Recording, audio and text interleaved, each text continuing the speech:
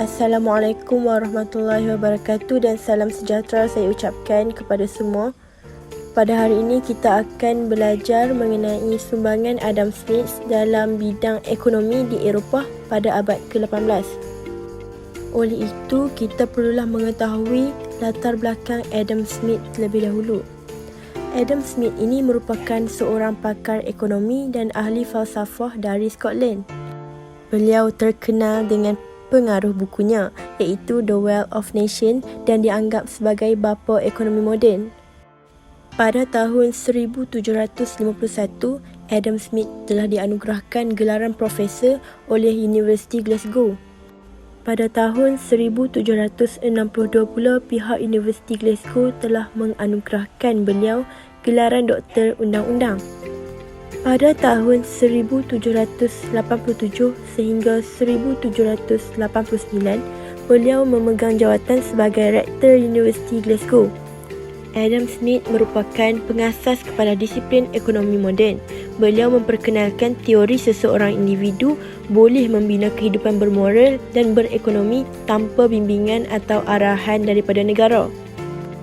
Antara sumbangan Adam Smith dalam bidang ekonomi di Eropah adalah beliau menjadi pengasas kepada disiplin ekonomi moden. Sekitar abad ke-18, beliau telah memperkenalkan teori yang mengatakan seseorang individu boleh membina kehidupan bermoral dan berekonomi tanpa bimbingan atau arahan daripada negara. Sesebuah negara akan menjadi kuat apabila rakyatnya bebas. Beliau juga mengetengahkan idea mengakhiri sistem feudal, polisi merkantilisme, monopoli negara dan beliau memperkenalkan kerajaan laissez-faire, iaitu kerajaan yang berasaskan pasaran bebas.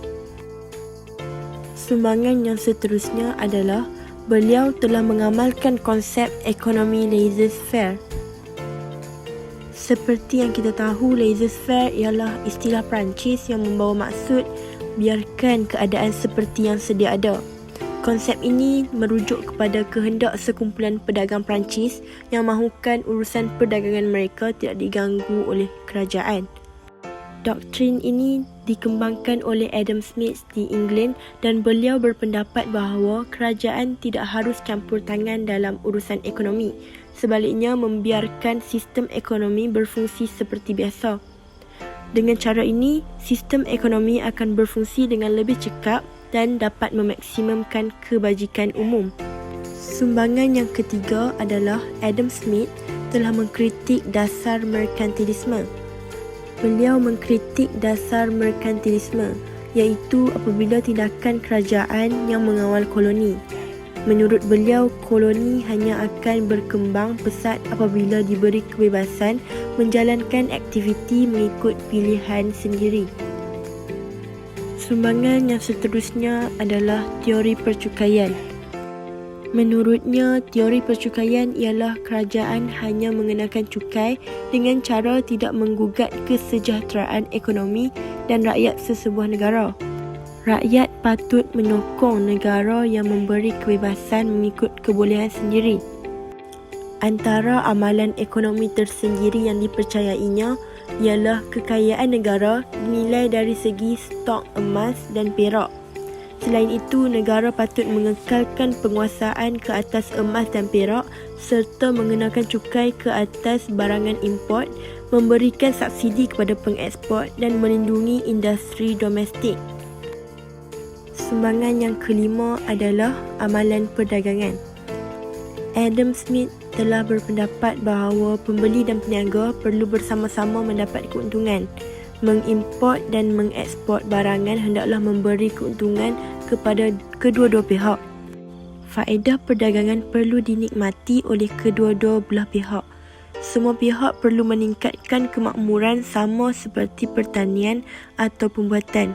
Kekayaan sesebuah negara bukan dalam kuantiti emas dan perak di dalam bilik kebal, tetapi jumlah pengeluaran dan perdagangan.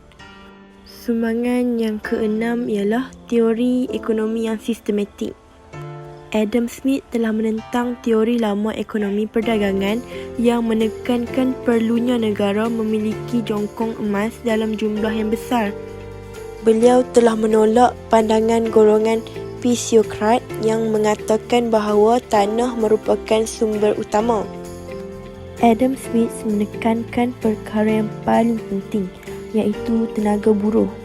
Beliau menekankan bahawa peningkatan kerja dan menentang peraturan usang dan campur tangan pemerintah yang menghalang perkembangan dan perluasan industri. Kesimpulannya, Adam Smith percaya bahawa kerajaan cuma mempunyai 3 fungsi utama, iaitu melindungi rakyat daripada penakluk tentera, melindungi warga negara daripada ketidakadilan dan menyediakan kemudahan seperti jalan raya dan sebagainya.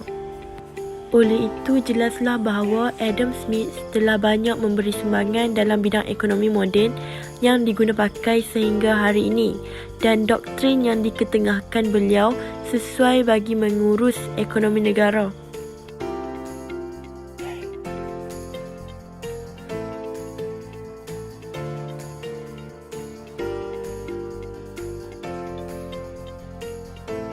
Apa yang nak tengok buku Adam Smith? Inilah dia buku dia. The Wealth of Nation. Written by Adam Smith.